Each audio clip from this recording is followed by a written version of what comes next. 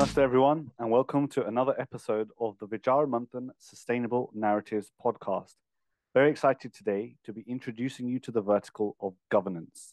Now, when I hear governance or think about governance, I think about how do we disseminate power in society? How do we, as a construct, make sure everything is governed in a practical manner, one that helps everyone with their goals and their ambitions, make sure we're not curtailing anyone.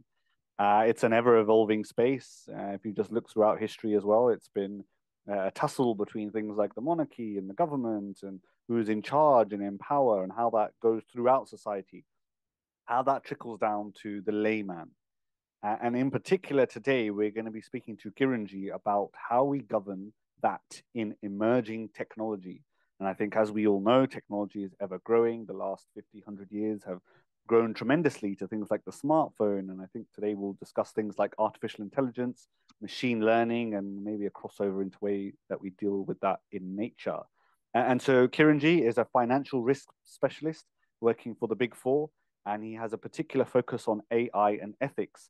I think that's a space that we've been trying to cross into with Vichaar Manthan and talking about how we govern that, how we delve in further and future. And just to call out again to anyone that hasn't registered yet for the conference, for Sustainable Narratives 2020, you need to go to vichaarmanthan.org, register for your ticket. It is an exclusive event, so you will need to register in advance. So I look forward to seeing as many of you as possible on the AirMeet platform. There are networking opportunities. And again, it's vichaarmanthan.org. Let's welcome Kiranji onto the podcast. Kiranji, namaste, and welcome to the Vichaar Manthan Sustainable Narratives podcast. Namaste, and thanks for having me. It's a pleasure to be here. Thank you. And I think we have a lot to learn, especially that you come from the space that deals with things like risk and especially with your passions towards things like artificial intelligence and the ethics thereof. So I think my first question is sort of, what is governance and why is governance needed in society? Governance is basically keep things in order. If you remember, have you seen Jurassic Park 1? How things go bad at the end of the movie, right? And then just think about it.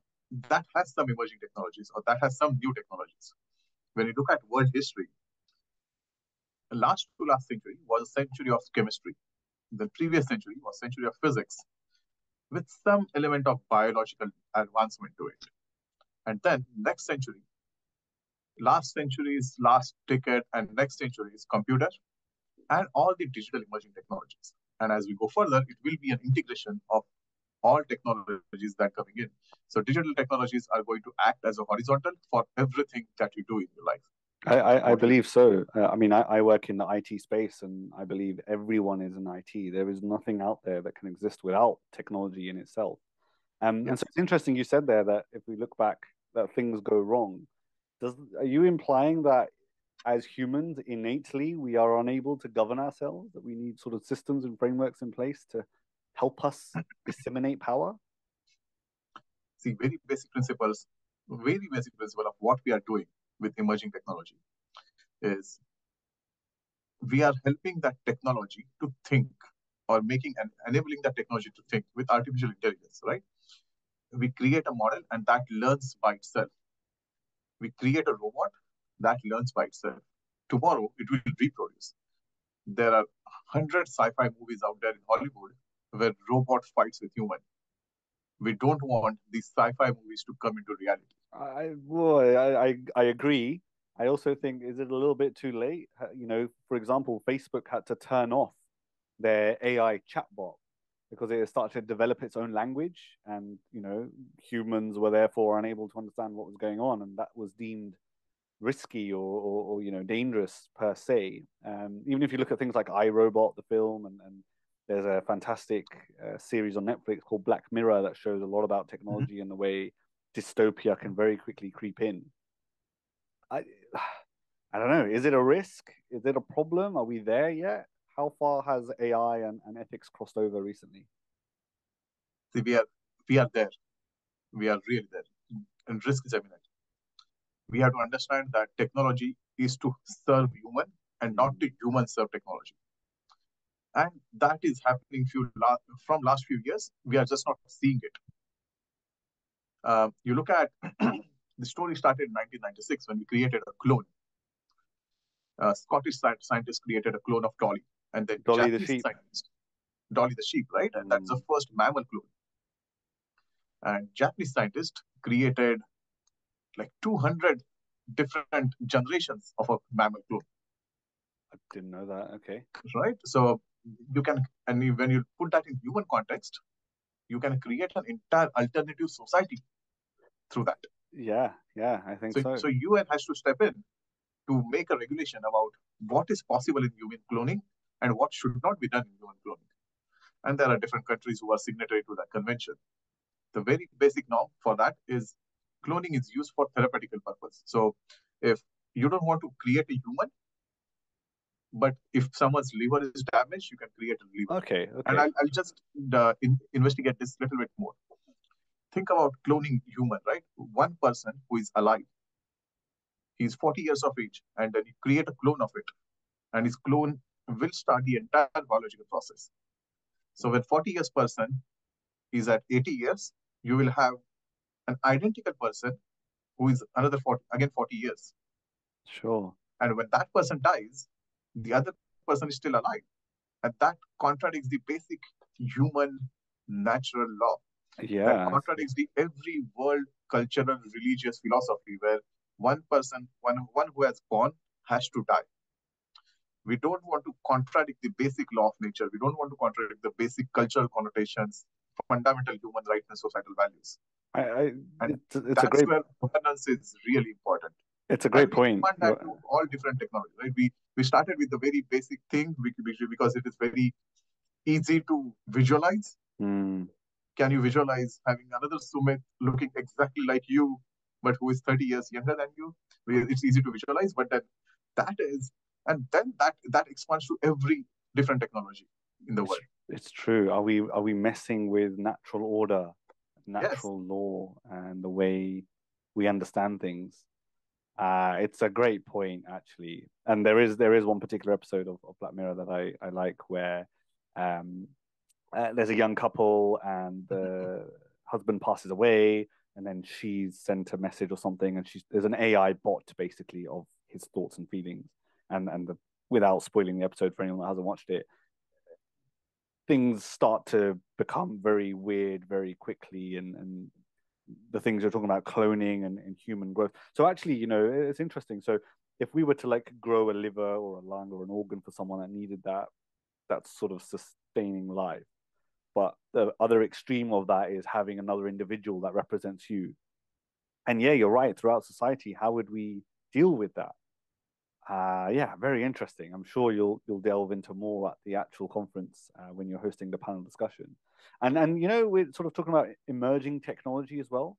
So you've sort of referenced technology as it is today and tomorrow's technology, things like cloning. And I'm quite interested in virtual reality and augmented reality too.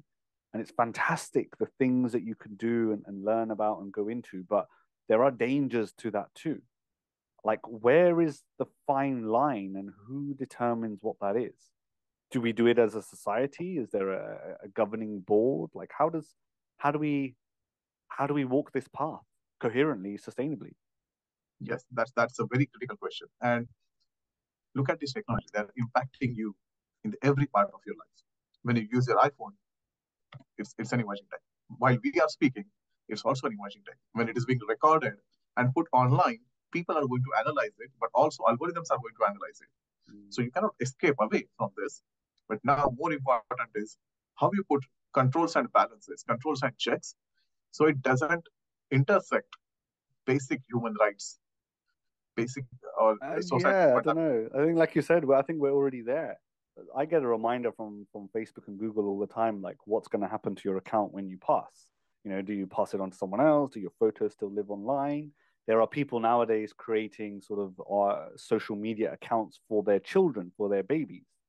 So then whenever, I don't know, 10, 15, 20 years time, when they grow up and they want to adopt those accounts, they'll have this entire history that they were not party to or accepting of?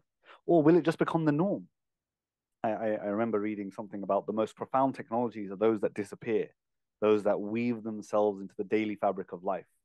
And just for our listeners, I'd like to paint a picture of that. Something like running water. at least here in the West, is a standard.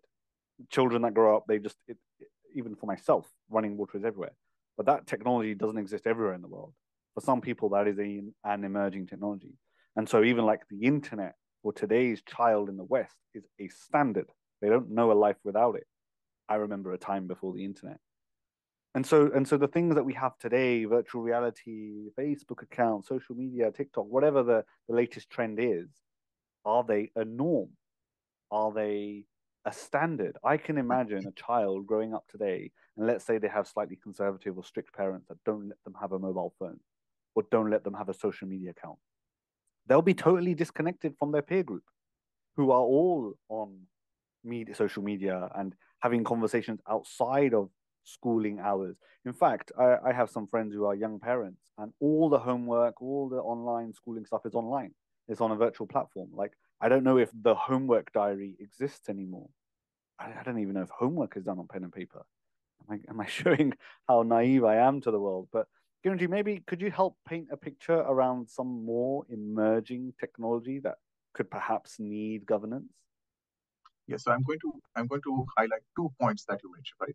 First point is someone who is minor, like babies, having a social media account, either with consent of their parent or without consent of their parent, and how they are dealing with it. We have to consider that consent and the acceptance to what you are getting into is important. And we are just talking about an individual. But in European Union, there are laws about human rights of fetus, human rights of embryos. True. It starts from there, and then it goes as that fetus goes or becomes a human. So and then how, but more importantly, how you decide what these rights are, right? And my law professor always tells me laws are reflection of that society's culture and history. Oh, great point. A very, very simple example of it. America and Europe both are kind of well developed, advancedly developed societies. But in America, capital punishment is acceptable by law, while in the EU, capital punishment is not accepted. Mm. So that's the reflection of how these societies are formed and what their culture is. And then I bring it to the lower level. If you want to decide the human rights, if you want to decide the acceptance criteria, if you want to decide what are the controls, checks and balances, they have to be based on local. They have to be based on two things. First, people who are going to develop these technologies, and second, people on whom these technologies are being used. Sure. Let's expand this now. In digital technologies, who is using most of the digital technologies? Fun, Facebook, Apple, Amazon, Netflix, Google. Mm. Where are these companies based out of? San Francisco, Bay Area. Mm. Where these technologies are being developed? Bay Area, and most of their offshore centers are in India. And on whom these technologies are being used? Facebook, Apple, Amazon, everyone, everything is used by across the world.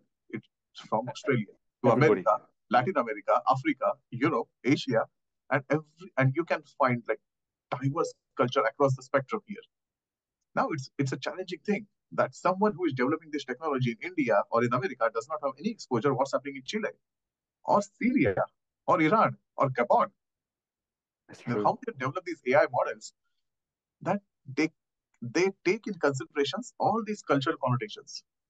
We need, yeah, international governance of these. And actually, I just Yes, want to bring a very quick point in here about, you mentioned sort of the Googles, Amazons, Metas of the world. Some of these tech giants are actually more powerful than nation states.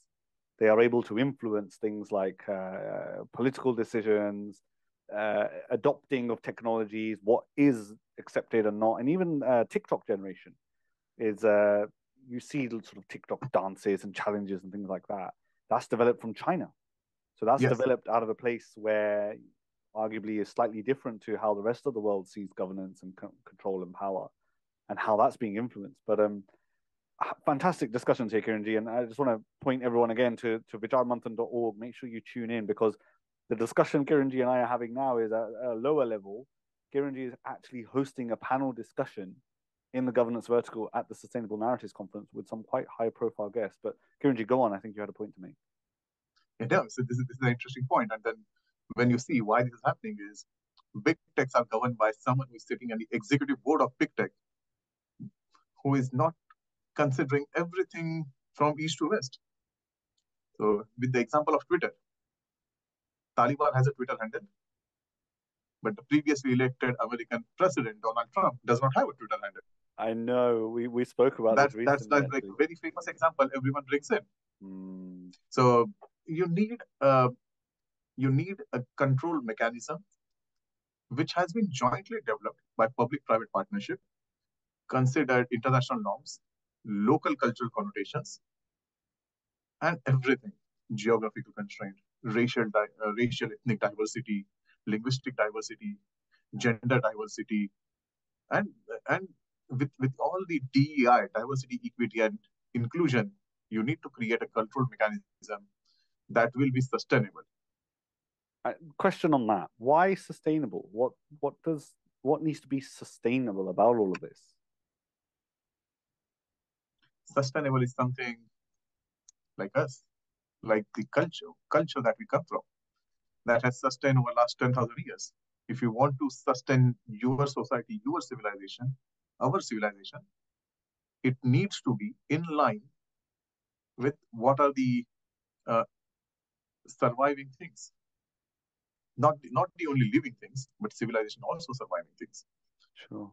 Something I really liked about Indian representative speaking in United Nations is he mentioned that Indian philosophy is living in the sync or in the line with the nature. With harmony with nature. With the harmony with the nature. We don't intersect any of the natural laws. And that's the reason we have survived over 2,000 years. If now our civilization is being impacted by so many things, there are so many rapid changes. Think about this, right? 5 years, 10 years back, have you thought that you don't have to go to bank anymore? And then after 5 years before, you were logging on your laptop to access your Bank of America, Bank of England, and now it's an iPhone. Straight on your phone. Right? You just scroll in, you do all your $1 million transaction on a click. I was walking through my 5 years. I was walking through my local town the other day, and all the banks are closing. We don't. Yes. Yeah, that's not just. I know we're talking about sort of banks and finance and how ease of use, but even at a society level, jobs, people's how they operate in society going forward. And actually, something's just coming to mind: deep fakes. We talked about AI, ML, those kind of things. Now we live in a post-truth era. What I look up online, I don't know if it's real or not. Just recently, they announced changing laws in some of the technologies we have here in the UK and sort of the banking regulations. What to believe? How do you know what's real? Cryptocurrencies coming in now. How is financial regulation taking place? So technology for me is a massive area. The most profound technologies have been in the last 10, 15, 20 years, and it's only being accelerated. So I don't know if as a society we're ready to keep up with it. And it's a great point you made that the laws reflect the society in which we live in. So I think we all need to decide how we want to live, what's important to us. Do we have a value-based system upon which we can build governance and structure and frameworks around those? And as a civilization, how those are sustainable. So the decisions we make today don't just impact us, but the society around us and future generations to come, especially when it comes to technology. Great conversation here, Kiranji, and thank you for introducing us to this, especially the panel discussion that we'll be hosting. And for all of those that haven't yet signed up, you need to go onto vichaarmanthan.org and sign up to the Sustainable Narratives Conference. And today we're talking to Kiranji about how we sustainably govern emerging technology in the panel discussion. But there are also fireside conversations taking part. One of those is called What is Democracy?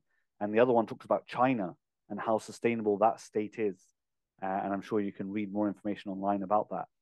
But Kiranji, as a sort of closing remark or a call to action to our listeners, is there a particular question or something our listeners should be thinking about when they sign up to the conference, and in particular, listening to the panel discussion that you'll be hosting?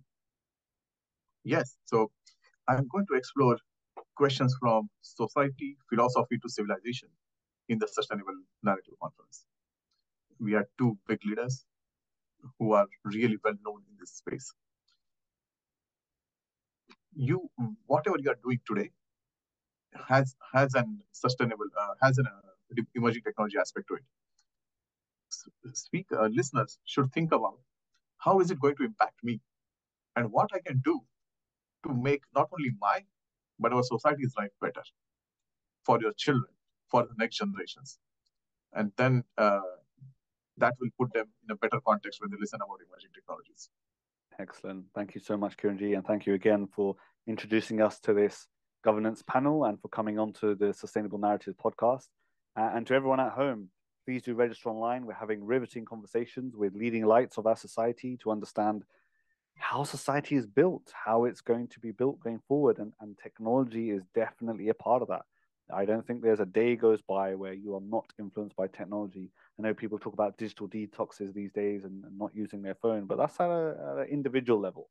What about society level? You can't get water running out your tap without technology being behind that.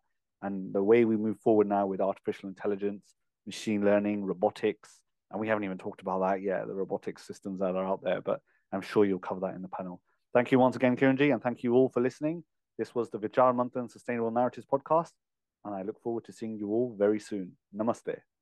Namaste.